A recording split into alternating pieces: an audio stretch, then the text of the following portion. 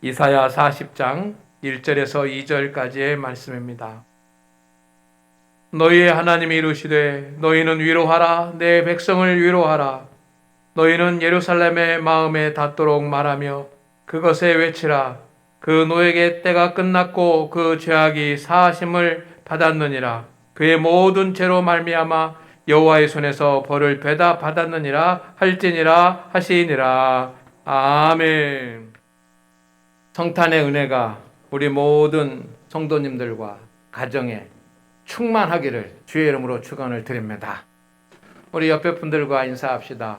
은혜로운 성탄절입니다. 은혜로운 성탄절입니다.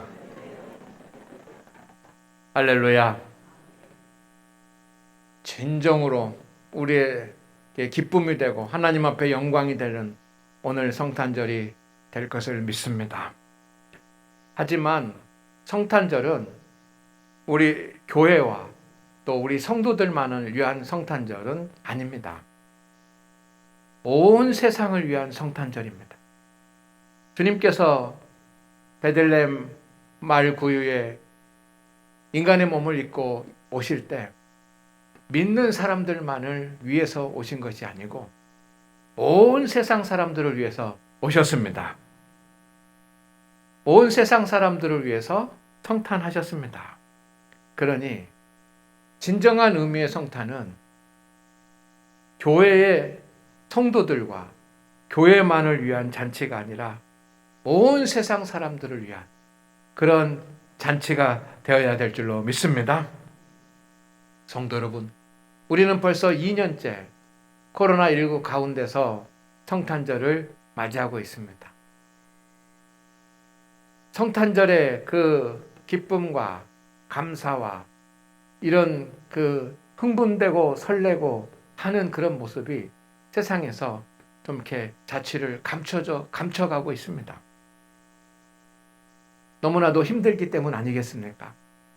오늘날 시대를 한마디로 말해서 절망의 시대, 위기의 시대라고 말합니다. 사람들은 희망을 보려고 하지만 희망을 볼 수 없다고 합니다. 그런데 우리에게는 희망이 있어야 되지 않습니까? 이 시대, 이 세상 사람들에게 그리고 우리 믿음의 성도들에게 희망이 있어야지만 됩니다. 누가 희망이 되어줄 것입니까? 성도 여러분, 세상에 유일한 희망이 있습니다. 그 유일한 희망은 교회요, 성도들입니다. 할렐루야, 아멘.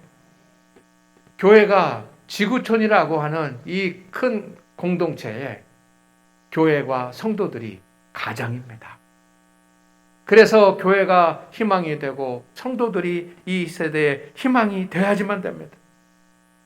그러니 너무나도 어려운 이 시대에 더욱더 교회가 합당한 역할을 하고 성도들이 합당한 역할을 해야지만 합니다. 세계 역사 가운데 지금보다 더 큰 위기가 훨씬 더 많았고 세계 역사 가운데 지금보다 더 큰 전염병이 세상을 휩쓸던 그런 때도 더 많았습니다. 더 많은 어려움을 당하고 더 고난과 더 큰 시련이 있었던 때가 훨씬 더 많았습니다. 그러나 그때마다 교회가 그리고 성도들이 세상에 희망이 되었습니다. 그렇게 희망이 되어 왔습니다. 14세기 유럽에서 엄청난 전염병이 퍼졌습니다. 14세기부터 17세기까지 거의 한 300년 가까이 이 전염병이 지속이 됐습니다. 유럽에서 14세기만 해도 7,500만 명에서 2억 명의 사람들이 사망했습니다. 유럽의 인구가 3분의 1이 감소하는 그런 대재앙이 있었습니다. 패스트, 흑사병이라고 불리는 그런 전염병이었습니다. 별다른 치료법이 없어서 사람들은 그 병에 걸리면 죽어갔습니다. 그리고 이것이 전염병이다가 보니까 가족과 함께 사회에서 함께 생활할 수가 없었습니다. 병에 걸린 사람들은 치료받을 곳도 머물 곳도 없었습니다. 갈 곳이 없었습니다. 그때 많은 교회와 많은 수도원들이 그들을 교회 안으로 맞아들였습니다. 사회에서는 갈 곳이 없지만 갈 곳이 생겼습니다. 그것이 교회이고 그것이 수도원이었습니다. 교회는 치료를 도와주고 건강을 회복시켜주고 그들에게 음식을 제공해 주었습니다. 교회 안에 이 환자들이 들어오다가 보니까 교회의 많은 사제들과 목회자들 그리고 수도사들 그들을 돌보고 섬겼던 그런 성도들이 전염병을 얻어서 생명을 잃기도 했습니다. 그러나 건강한 교회들은 전염병에 걸린 그 사람들을 외면하지 않았습니다. 그러니 그 곤란하고 어려운 때에 사람들은 교회를 바라보고 희망을 가졌습니다. 교회가 희망이 되었습니다. 교회라고 하는 이름이 곧 그들에게 위로의 이름이었습니다. 할렐루야. 1939년 9월 1일부터 1945년 9월 2일까지 인류 역사상 가장 참혹한 전쟁이 일어났습니다. 2차 세계대전입니다. 특히 독일의 나치 2차 세계대전은 독일과 이탈리아와 일본이 일으킨 그런 세계대전입니다. 근데 특별히 독일의 나치, 히틀러 나치라고 하는 말은 독일의 국가사회주의 당이라고 하는 그 당 이름의 독일어 약자입니다. 그 나치당의 히틀러는 자신의 목표를, 자신의 뜻을 펼치기 위해서 학살과 만행을 저질렀습니다. 그런데 그 누구도 이 히틀러의 탐욕과 횡포에 맞서지 못하였습니다. 오히려 예수 그리스도를 따라야지만 되는 그런 독일의 교회들과 성도들은 예수 그리스도를 따르는 것이 아니라 히틀러에 열광하고 히틀러를 따라갔습니다. 참으로 안타까운 일입니다. 그러나 그 독일 교회의 보네퍼 목사님과 그리고 고백교회라고 불리는 그 교회들은 히틀러에 맞섰습니다. 이것은 아니다라고 주장을 했습니다. 보네퍼는 히틀러를 미친 운전자라고 비유를 했습니다. 사람들에게 설교를 했습니다. 미친 운전자가 운전을 하고 있는데 버스를 운전하고 있는데 그 버스에 탄 사람들이 정말 위험합니다. 그러면 이 미친 운전자를 어떻게 해야지만 됩니까? 그 미친 운전자를 끌어내려야 됩니다. 라고 외쳤습니다. 그가 바로 미친 운전자가 히틀러인 겁니다. 보네퍼 목사님은 그 일로 인하여 젊은 나이에 교수형을 처하게 됩니다. 하지만 그 보네퍼 목사님과 고백교회는 독일의 희망이 되고 독일 사람들의 위로가 되었습니다. 할렐루야. 일제치하에 한국 백성들이 얼마나 힘들고 어려웠습니까? 지금은 우리가 상상할 수 없는 그런 시련을 당했습니다. 일제치하에 고난을 당하고 어려움을 당하던 한국 백성들에게 한국 교회와 성도들은 희망이고 그 존재 자체가 위로가 되었다는 사실은 제가 말씀드리지 않아도 여러분이 잘 아실 것입니다. 가난하고 어려웠던 그런 시절에 1960년대, 70년대 한국 교회는 성도들의 희망이고 그리고 위로였습니다. 우리 장항교회도 장항 지역에 처음 세워졌습니다. 1930년도에 세워졌는데 그 시대에 얼마나 어려운 시대입니까? 일제시하 시대, 또 한국 전쟁 시대, 가난하고 어려웠던 시대. 저는 교회사를 보면서 우리 장안교회가 그때 진정으로 이 지역의 희망이고 위로가 되었다는 사실을 알게 됐습니다. 할렐루야. 너무 감사한 일 아닙니까? 이렇게 교회는 세상의 희망이 되고 위로가 되어야지만 됩니다. 오늘날 우리는 코로나 팬데믹 상황 가운데 있습니다. 교회와 사람 성도들은 세상에 어떤 존재입니까? 오늘날 우리는 세상 사람들에게 위로를 주고 희망을 줄 수 있어야지만 합니다. 이때 세상은 진정으로 기쁨의 성탄절을 맞이하게 될 것입니다. 오늘 하나님 앞에 예배한 우리 성도 여러분, 오늘 우리가 성탄의 은혜를 함께 받으면서 이 세상을 위로할 수 있는 우리 성도들 되시기를 주의 이름으로 축원을 드립니다. 여러분, 첫 번째 말씀드리고 싶은 것은 어려움 가운데 있는 세상을 위로하는 것, 이것은 주님의 명령입니다. 주님은 위로하라, 위로하라 말하고 계십니다. 이스라엘 백성들이 바벨론의 포로가 됐습니다. 그리고 70년 가까이 됐습니다.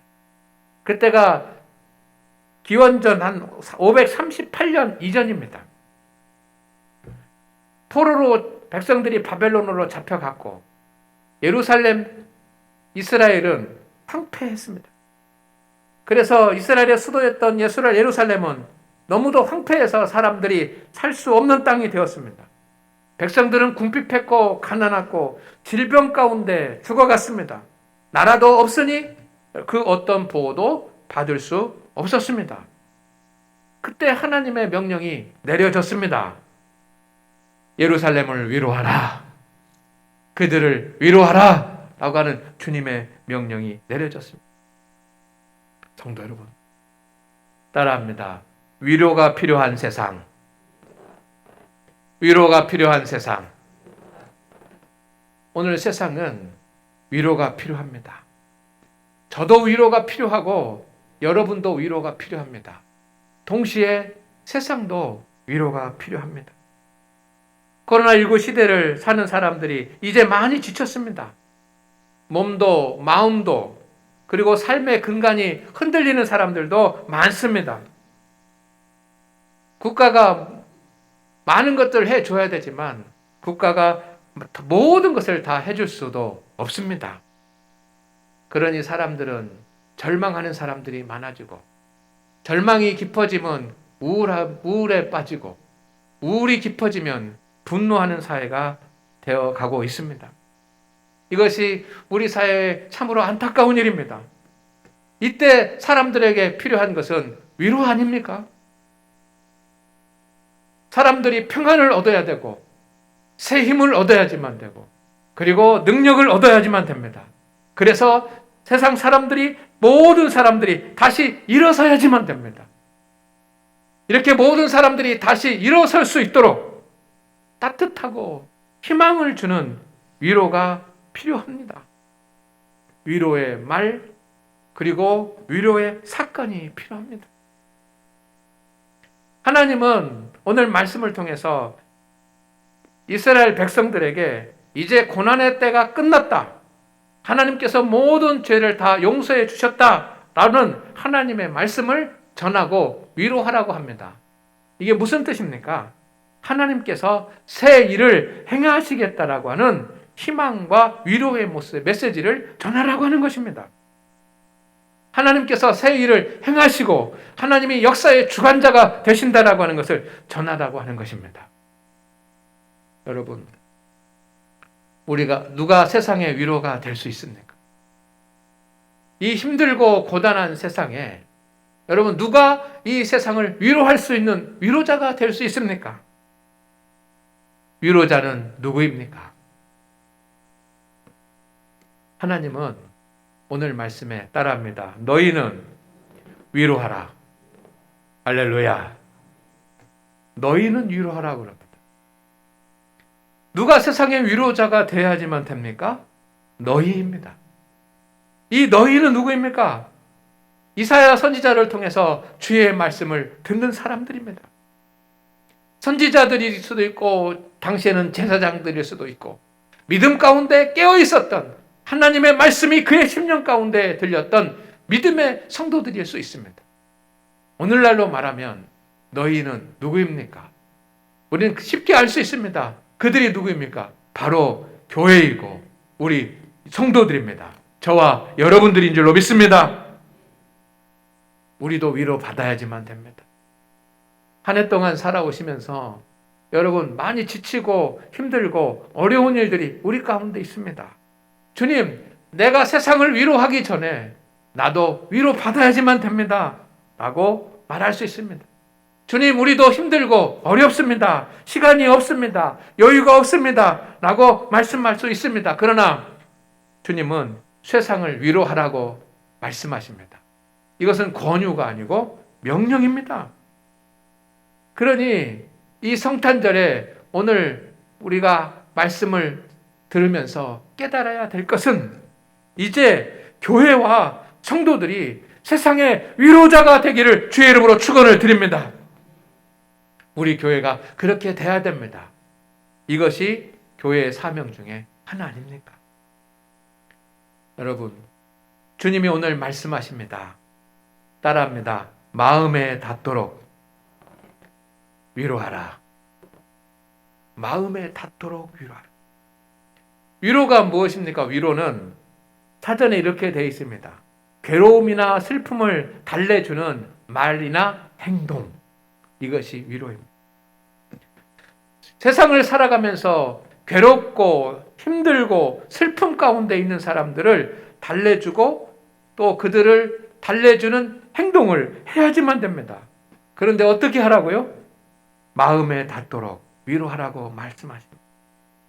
말을 하더라도 마음에 닿도록, 어떤 봉사를 하고 어떤 섬김을 하더라도 마음에 닿도록 최선을 다해서 마음에 닿도록 외치라고 말씀합니다. 형식적인 말 그리고 공허한 말은 위로가 아닙니다. 형식적이다라고 하는 것은 무엇입니까? 진심이 없는 말, 그것은 위로가 아니고, 공허한 말은 뭡니까? 말로만 하는 위로, 어떤 섬김이나 도움이 되지 못하는 그런 말로만 하는 위로는 공허한 말입니다. 그것은 위로가 아니라는 겁니다. 세상 사람들을 위로하되 마음에 닿도록 진심으로, 그리고 친절하게, 그리고 내가 위로받는구나, 나에게 힘이 되는구나 라고 하는 것을 느낄 수 있도록, 감동이 되도록 하는 그런 위로여야 한다는 것입니다. 저는 말씀을 준비하면서 마음에 닿도록 위로하라 라고 하는 이 말씀이 마음에 와닿았어요. 우리는 그리스도의 이름으로 구제도 하고 섬기기도 하고 사랑한다고 합니다. 그런데 여러분, 마음에 닿도록 하고 있는 것. 진정으로 세상 사람들의 마음에 닿도록 하는 건 아니에요. 내가 하는 위로의 말과 내가 하는 위로의 일들이 형식적인 말이나 공허한 말로 다가가는 것은 아닌가, 그런 생각이 듭니다. 진정 세상 사람들은 교회와 성도들의 말이 마음에 와 닿을까요? 이것이 오늘날 우리의 문제일 수 있습니다. 교회가 사랑을 외치고 교회가 복음을 전하지만 그것이 세상 사람들의 마음에 와 닿아야지만 되는 것입니다. 오늘 우리 성도 여러분, 세상 사람들의 마음에 와 닿을 수 있는, 위로할 수 있는 교회, 위로자가 되는 성도들 되시기를 주의 이름으로 축원을 드립니다. 그런데 우리가 사람의 말이나 사람의 언어로는 여러분 위로할 수 없습니다. 그래서 우리가 말로 위로하되 사람의 말이 아니라 하나님의 말씀, 하나님의 뜻, 하나님의 계획을 전할 때 그들에게 위로가 됩니다. 교회가 세상의 말로 위로하는 것은 본질적인 것이 아닙니다. 성도가 세상의 말로 위로하는 것은 어울리지 않는 옷을 입은 것과 같습니다. 교회는 세상 사람들을 위로하되 진리로, 복음으로, 하나님의 말씀으로, 희망과 소망의 말씀으로 그것을 전함으로 세상 사람들을 위로해야지만 됩니다. 이 말씀은 여러분, 우리가 달콤한 말을 하거나 아니면 친절한 말만 하는 것이 위로가 되는 것이 아니라 우리가 그리스도의 진리와 주의 복음과 하나님의 말씀과 하나님이 하나님을 경외하는 자에게 어떤 복을 주시는지 그것을 전하는 것이, 바르게 전하는 것이 세상 사람들에게 위로가 된다는 뜻인 줄로 믿습니다. 우리의 위로는 말로만 하는 것이 아니라 하나님의 사랑을 실천함으로 위로합니다. 무조건적으로 대가를 바라지 아니하고, 그리고 왼손이 하는 일을 오른손이 모르는 그런 방법으로 진심으로 예수 그리스도의 아가페의 사랑을 전하면서 위로해야지만 됩니다. 그때 분노의 세상을 평안하게 할 줄로 믿습니다. 성도 여러분, 우리도 힘듭니다. 여러분 얼마나 힘드십니까?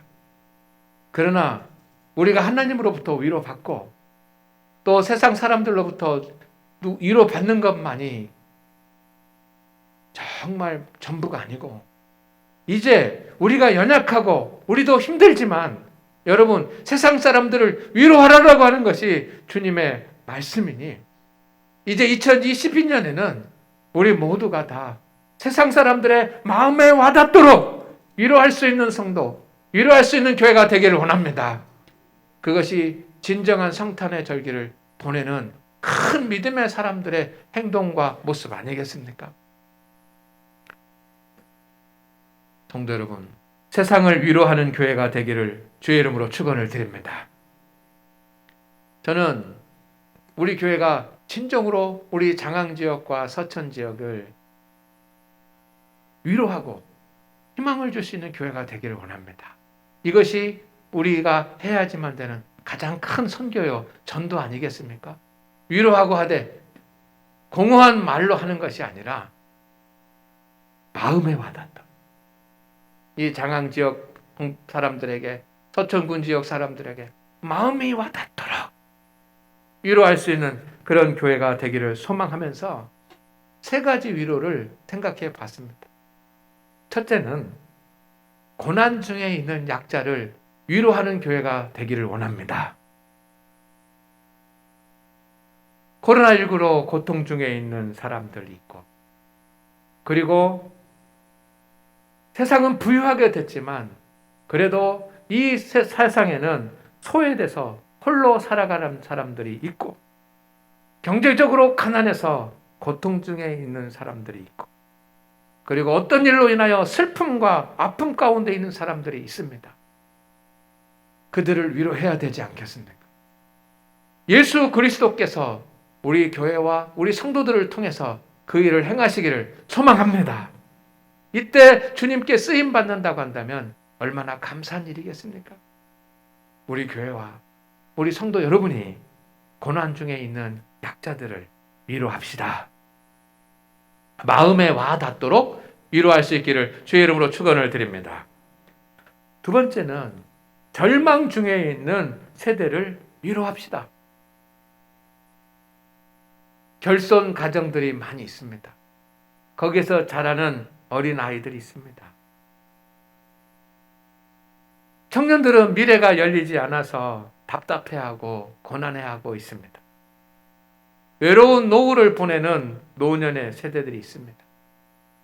그들에게 진정으로 마음에 와닿는 위로를 우리가 해야 될 줄로 믿습니다. 그것이 어떤 것인지, 그 방법이 무엇인지는 우리가 기도하면서 찾아내고 또 찾아내서 그 일을 행할 수 있기를 소망합니다. 세 번째는 실족한 성도들을 위로합시다.